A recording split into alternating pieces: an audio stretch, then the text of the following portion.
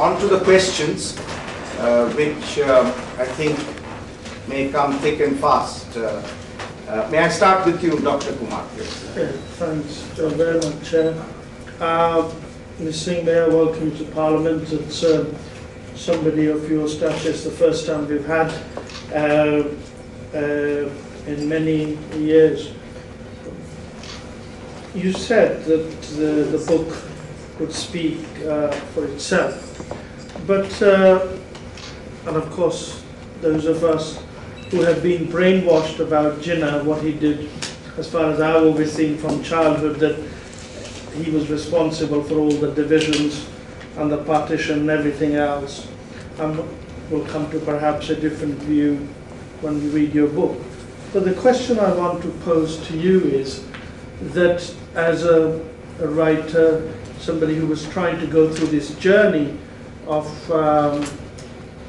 researching this book, trying to make judgments, value judgments, and given your own prejudices that you may have started off with and what you finished, could you say something about that as you were doing the research for your book, and as you went through that journey of writing the book, your opinion, how it changed about Jinnah, what you started off with and what you finished up? Was it remain the same, or did you come to a different conclusion? It's the journey that you made, because as you said, the book has been very controversial, but as an author, as a writer, trying to explore this journey through the book itself, you talked about your own experiences, but as a writer trying to evaluate Jinnah and trying to put it in a different light, could you just give us a glimpse? Thank you. Thank you. It's a relevant question. But early, I must correct a misimpression. It isn't as if all of us in India always considered Jinnah to be a demon. Well, after all, he represented a constituency from Bombay, all of that. But very much more personally, from where I come, or where my family lived, or Western Rajasthan, to us, there was no demonizing of Jinnah. He was from Kathiawar. He went to Karachi. Karachi was thus, even in geographical terms, nearer than Bombay is. There are places in Jaisalmer where my mother comes from, or came from, which are closer to Kabul than they are to Delhi. So geography meant very different to us. And it is wrong to say that we have always, or everybody in India, always treated Jinnah as a demon. But that is subjective. You and large parts of UP, for example, which was earlier United Provinces and now Uttar Pradesh. I think Pakistan, in a sense, became the stepchild of UP. It isn't as if MWFP was, what is today Sarhad, was not with Muhammad Ali Jinnah. Balochistan was not with him. They didn't want partition. The Unionist Party of Punjab didn't want partition. Bengal didn't want partition.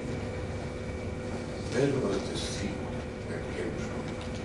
Rajasthan, of course, we were so far away. And in Rajasthan, I'm the westernmost district. It didn't exist in British or anybody's concept. That's one part of what you say. The other is the journey of finding. I have attempted to explain in this book, and I think my very first few pages, that you can approach. I'm not a historian, not a historiographer.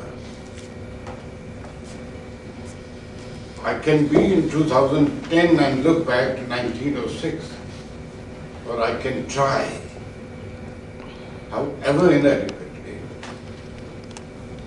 go myself to what it was or what it would be like or what it feels like to be living in 1906 and to then try and move with Jinnah.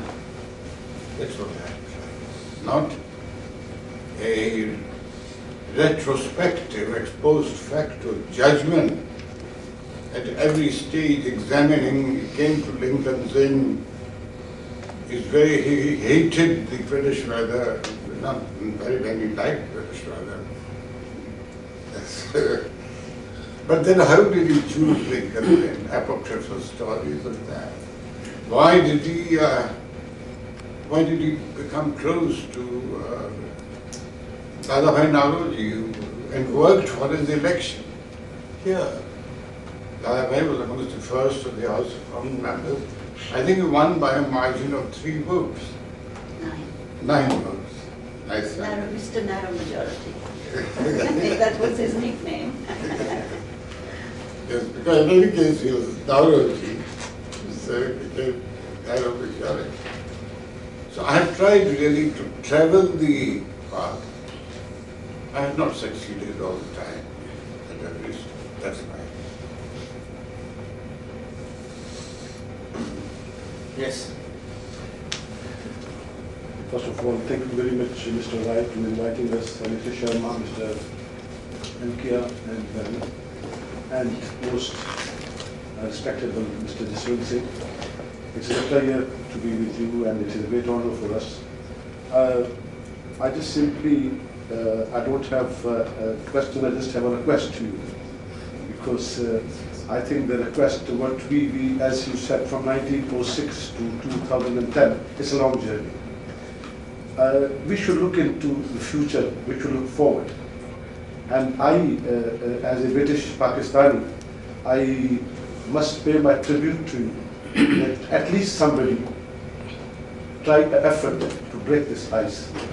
And I say with a lot of respect that what you have done and what you are doing it, for us you are one of the great, those individual legends who had their conviction, their thoughts and their will.